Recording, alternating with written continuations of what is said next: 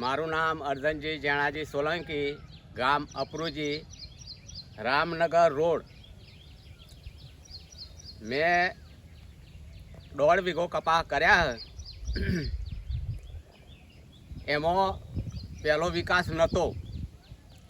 પછી જે આ બોટલો હાથમાં પકડેલી છે એ સાહેબે આપી અને 3 ડોઝ આપ્યા. એના પછી કપાસ એટલો બધો જોમ્યો હોય ને તે કંઈ ન પૂછે વાત. એનો વિકાસ સારો થયો.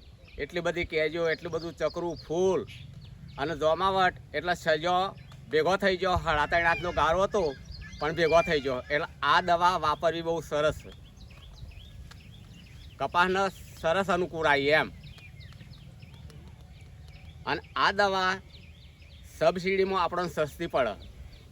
અને સબસિડી મોગવા કંપની જે દવાની કંપની છે એ આપણને સબસિડી આપે એટલે સસ્તી પડે. એટલે આ દવા દરેકને શાકભાજીમાં કહો, કપાસમાં કહો, કોઈ બી કરણમાં કહો, સરસ માફક આવે.